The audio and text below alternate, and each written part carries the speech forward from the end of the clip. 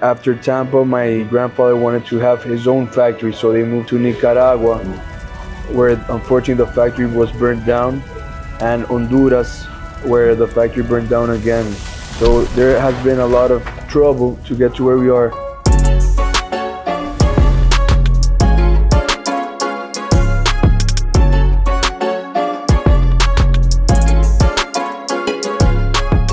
Like a stick I'm smoking. It has the head like pyramids, but the body, the food is not the round shape. It's like square. Normal. It's square. Yes, only 2 women know how to make that cigar.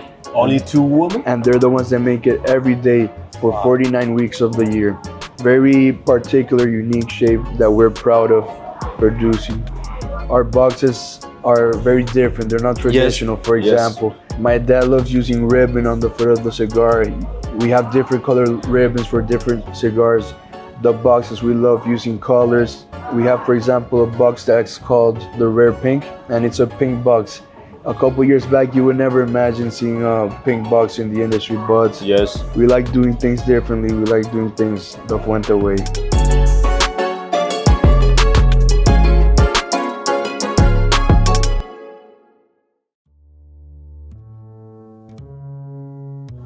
Sorry? Enjoy your cigar. Thank you. You first. Xin chào quý vị và các bạn. Ngày hôm nay thì tôi đã có một cái buổi chiều ngồi cà phê rất là thú vị với một nhân vật cũng cực kỳ đặc biệt. Vậy nên là trong cái buổi cà phê này thì tôi cũng muốn mời anh ý có một cái cuộc phỏng vấn nhỏ để có thể chia sẻ tới nhiều hơn cho các quý vị khán giả yêu thích cigar được hiểu rõ hơn về một thương hiệu mà có lẽ là trong thời gian gần đây cực kỳ được yêu thích ở Việt Nam. Đây là một thương hiệu cigar non-Cuban, có thể gọi là vào dạng là top đầu của thế giới luôn.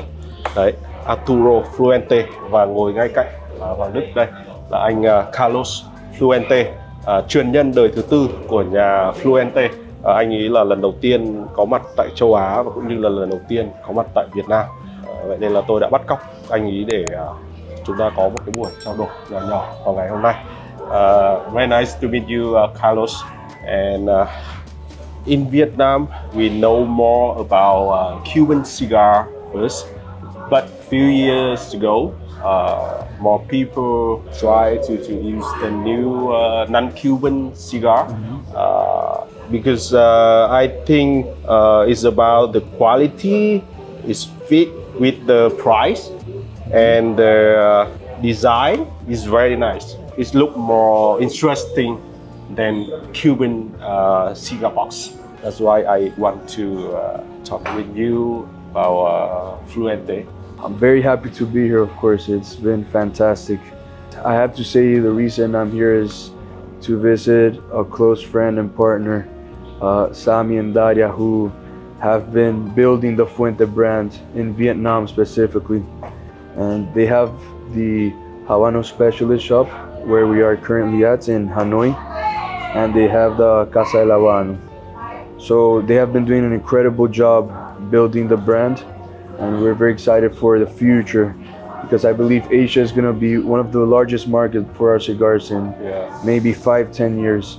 So we're very excited about that. But I wanted to talk about something you mentioned. You said that you admire the construction, the quality of our cigars. So at Fuente, we believe that a cigar has to be perfect before it leaves our factory. So we have a slogan that says, we will never rush the hands of time.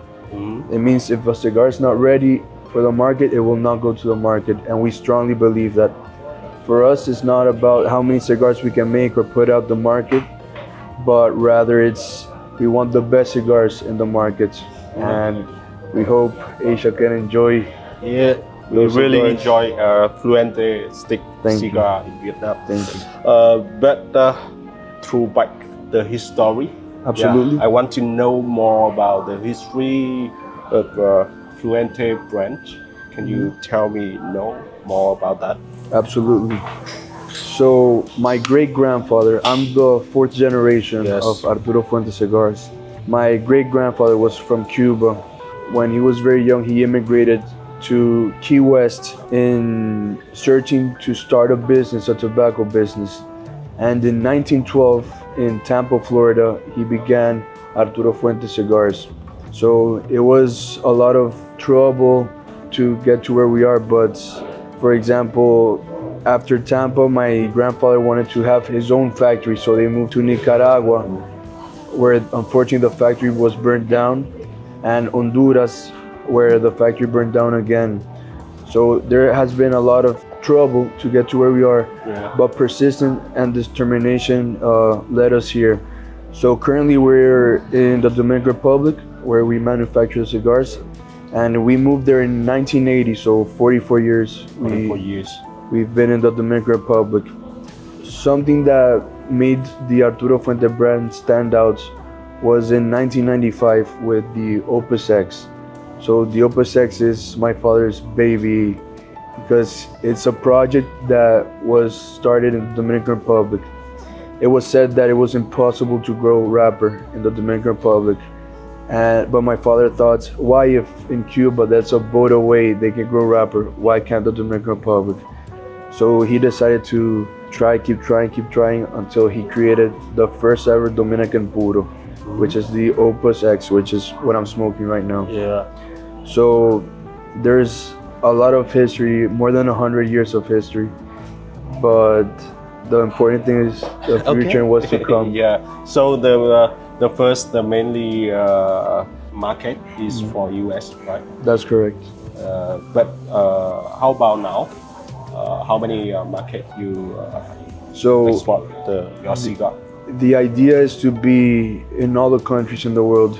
So little by little, we're working towards getting there and having presence, large markets like Asia, Europe, South America. But of course, it takes time, so little by little. But with the production we have, can't reach the whole world. We have the US market, which has a large share of what we produce, but we have big plans for Asia. And for example, we're building a new factory in Nicaragua. Oh, really? That will help us increase production, and hopefully our cigars will be more readily available in markets like Asia. Oh, so what is the difference between your cigar with a traditional Cuban cigar? It's completely different. So it's like saying, what's the difference in between a French Bordeaux and an Italian wine? Ah, yes. So you can have the similar grapes or the same grapes, but the process is completely different. So that's why you see that the taste of the cigars are different. But it doesn't necessarily mean that one is better than the other. It's just whether you like French wine or you like Italian wine, whether you like Cuban cigars or you like Dominican cigars. It's about preference, and taste is subjective.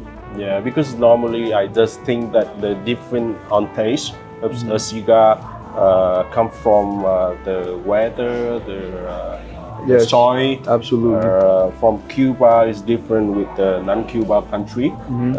But I think that the process in Fuente factory is still different with more than 500 steps in Cuban, right? We call it the Fuente way. So it's definitely different than how Cuba, for example, you have the tropical climate similar to Cuba, but the soil is very different. The pH levels, the organic material in the land is completely different. So makes that the cigar may taste different, even look different. But totally every step to make cigar in your factory is by hand, or any step by machine? No, we are 100% by hand, from seed to product, because we believe cigar making is an art. I would love for you to visit the factory one day so you see it's not about mass producing cigars, it's about making the best cigars we can, and we do that by doing it by hand. I think I will be there soon, as soon as possible. Like a stick I'm smoking, I feel that it's very special shape. It has the head like pyramids, but the body, the foot is not the round shape. It's like normal. It's square. Yes. So this shape is called a shark. So we make a couple different sharks. This is the Opus X shark. This is the Don Carlos eye of the shark. Reservoir. So this is, although it might seem like a machine made it, it's actually 100% done by two women. Only two women know how to make that cigar. Only two women? And they're the ones that make it every day for 49 weeks of the year. So yes, it's very interesting shape. It starts off round, as you say, and then it turns into a square shape. So very particular, unique shape that we're proud of producing. Yeah, but I think it's very smart to roll a cigar to create another shape like that. It's very different, totally different. So the traditional. That's part of the Fuente way, as I was saying. So as you can tell, our boxes are very different. They're not traditional. Yes. For example, my dad loves using ribbon on the foot of the cigar. We have different color ribbons for different cigars. We like using the cedar on some cigars. The boxes, we love using colors. We have, for example, a cigar that's called the Rare Pink, and it's a pink box. A couple years back, you would never imagine seeing a pink box in the industry, but yes, we like doing things differently. We like doing things the Fuente way. Yeah, I think your father created another world of cigar with Fuente. And how many lines of your cigar, your brand today? How many lines? Yes. So we have a couple different lines. For example, we have the Opus X, we have the Don Carlos, we have the Magnum Rosado, Gran Reserva, Destino al Siglo, Opus X Angel Share. We have a couple different Opus X special lines like the 20th anniversary. We have Angel Share, Forbidden Next, Lost City. We have a variety of lines, but yes, we have a lot of vitolas within those lines and a lot of production. What we want is people to have variety. For example, the Opus X is a Dominican puro, but you have the Magnum Mar, for example, has Dominican tobacco, but the wrapper is from Ecuador. You have the Don Carlos that has Dominican tobacco, and the wrapper is from Cameroon, Africa. So people can choose and expand their palates. Oh, so what about the strength of this? We have a variety of strengths. So Gran Reserva, for example, is a mild to medium cigar. The Don Carlos is a medium body cigar. Then you have Opus, which is more full body. Destino al Siglo is more full body, and different taste profiles, different strengths. So again, a variety of products for people to choose and enjoy. Yeah. Is the Opus X the most special product in your brand? I would say it's more limited, but we want to, of course, for us, all our cigars are special. We make every cigar with aged tobacco. One doesn't have preference over the other. We treat everyone like our babies, of course.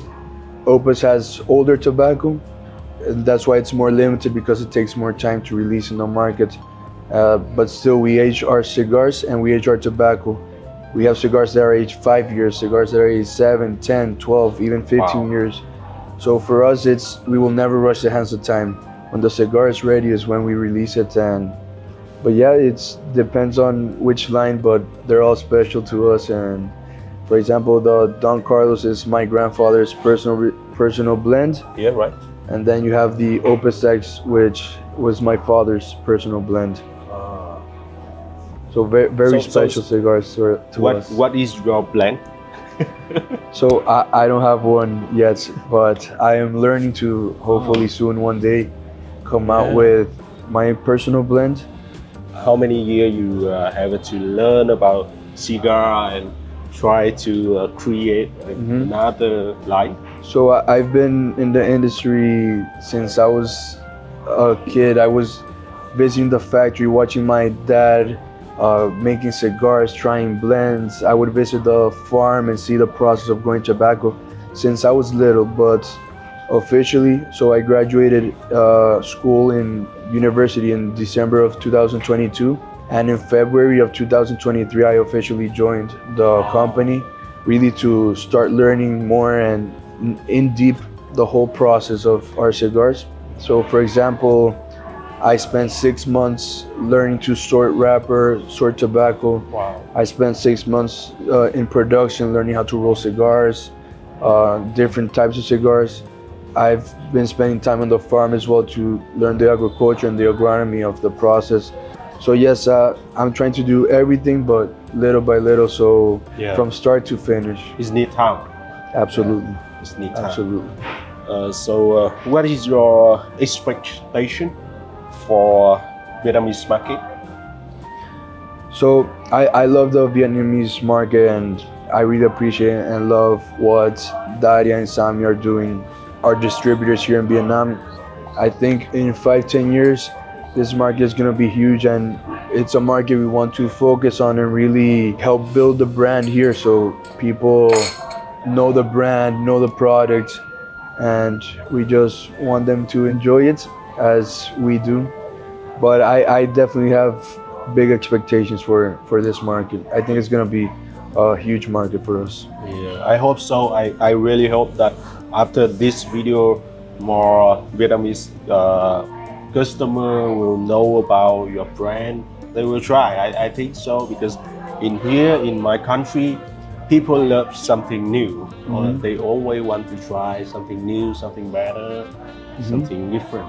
Yeah, and I hope so that someday, maybe next year, I can visit your factory. That would be amazing. We would love to have you there. Thank you so much. Vâng, rất là cảm ơn quý vị và các bạn. Như vậy là sau cái cuộc nói chuyện, trò chuyện ngắn như thế này thì hy vọng rằng là quý vị khán giả của Nhà To, các bạn cũng đã phần nào hiểu được hơn những cái câu chuyện ở phía sau và những cái sứ mệnh sắp tới của thương hiệu cigar Arturo Fuente.